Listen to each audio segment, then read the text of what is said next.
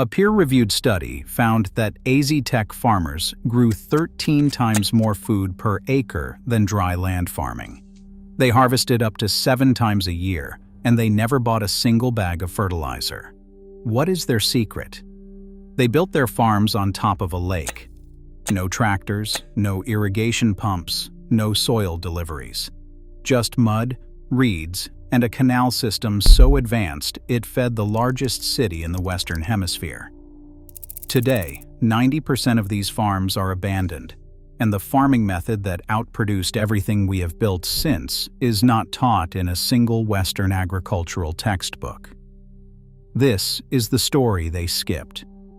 Most people think Chinampas deserve a quick mention in a history class, but they will not find one in any standard agricultural curriculum. If you believe farming knowledge this powerful deserves better, make sure you subscribe to this channel now. You do not want to miss our weekly digests.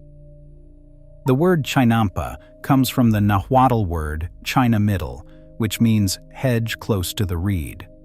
The technology predates the Aztec Empire by at least 200 years. Communities like Culhuacan were building small-scale versions on the shores of Lake Xochimilco as early as 1100 CE. But when the Aztecs founded their capital, Tenochtitlan, on an island in Lake Texcoco around 1325, they had a problem. Too many people, not enough dry land. So they did what no other civilization on this scale had ever attempted. They turned the lake itself into farmland. By the empire's peak in 1519, thousands of acres of Chinampas ringed the lakes surrounding the capital. Xochimilco alone supplied an estimated 60% of the city's food and flowers. Tenochtitlan was home to 200,000 people, roughly 5 times the size of London at the time. Think about that. One of the largest cities on the planet, and a lake was feeding it. But the engineering behind these farms is what made them truly impossible to compete with. Here is how you build a farm that floats. Farmers staked out rectangular plots in the shallow lakebed, roughly 100 feet long and 8 to 10 feet wide. They fenced the area with woven reeds and sticks, then filled it with alternating layers of mud, lake sediment, and decaying vegetation until the surface rose above the waterline. Willow trees called ahuejotes were planted at the corners.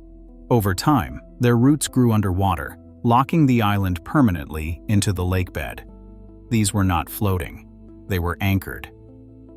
And once anchored, the magic started. Canal water self-irrigated the soil through capillary action. Roots pulled moisture directly from the water table below. No pumps, no hoses, no well. When nutrients ran low, farmers scooped muck from the canal floor and spread it on top. Free fertilizer, forever. Researchers even found unique bacteria living in the canal sludge that naturally composted organic waste into nutrients at remarkable speed. The result was up to 7 harvests per year of corn, beans, squash, tomatoes, chili peppers, and flowers. A 2013 study by Professor Matthew Teddy at North Carolina State University confirmed that Chinampas produced 13 times more food per acre than dry land farming, calling them one of the most intensive and productive agricultural systems ever devised. And here is the part that should keep you up at night. This system outproduced modern industrial farming 7 centuries ago on water with no machines. So what happened to it? If you are watching this and thinking this sounds too good to be true, I promise you, what comes next is going to make you angry. In 1521, Hernán Cortés laid siege to Tenochtitlan for 93 days. His forces destroyed the dams and sluice gates the Aztecs had engineered to separate salt water from fresh water and to control lake levels. Over 100,000 Aztecs died. A Spanish soldier wrote that they could not walk through the city without stepping on the dead. Cortés built his colonial capital directly on top of the ruins. And then the Spanish started draining the lakes. In 1607, they launched the Desaguo, a massive drainage project to empty the 5 interconnected lakes of the Valley of Mexico. They wanted European-style streets and plazas. What they got was 500 years of turning a water city into a desert. Today, Mexico City sits on top of the lake it destroyed, and it is running out of water. The Chinampas lost their lifeblood. Most were abandoned. Generations of farmers raised on European methods forgot the old techniques, and the most productive agricultural system in the Western Hemisphere quietly disappeared from the curriculum. But not entirely. Somehow, against 500 years of colonialism, urbanization, drainage, and neglect, a handful of Chinampas survived in Xochimilco, a neighborhood in southern Mexico City. UNESCO declared it a World Heritage Site in 1987. The Food and Agriculture Organization designated it a globally important agricultural heritage system in 2018. And yet, of approximately 15,000 Chinampas remaining, only about 864, roughly 3%, are actively farmed for food. Many have been converted to soccer fields, party rooms, and speakeasy bars. Others sit empty and overgrown. The canals are now pumped with treated sewage water because the natural lake water was siphoned away decades ago. And in those same canals lives the axolotl, a creature named after the Aztec god Solotl, whose face now graces Mexico's 50-peso bill. The axolotl can regenerate entire limbs, spinal cord tissue, heart cells, and parts of its own brain.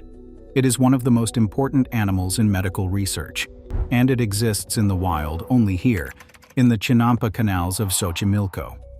A 2014 census found fewer than 35 per square kilometer. Scientists fear the next count will find fewer than 10. Saving the world's most regenerative animal depends on saving the world's most productive farm.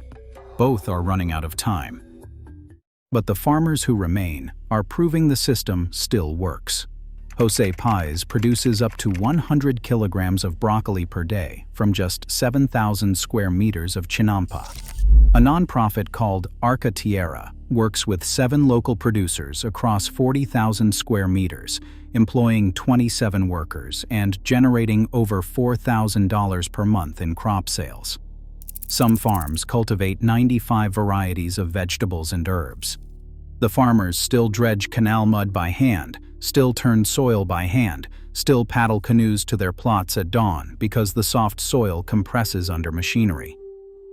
The knowledge has been passed down through oral tradition for over 500 years, from Aztec farmers to their living descendants farming the exact same land today. Lucio Usobiaga, founder of Arca Tierra, believes Chinampas could produce enough lettuce, herbs, and broccoli for all of Mexico City. Let that land for a second. One ancient technique grown on water with zero fertilizer could feed a city of 22 million people. And we let 90% of these farms go dark. The most productive farm ever built does not need a tractor, a bag of fertilizer, or a drop of gasoline.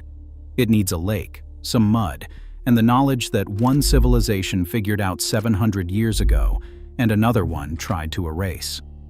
90% of these farms sit empty right now. The farmers who still work them are growing food the same way their ancestors fed an empire. And the only animal on Earth that can regrow its own heart is waiting in the canals beside them. What are we waiting for? If this changed how you think about farming, make sure you subscribe now. Ancient nature has more like this.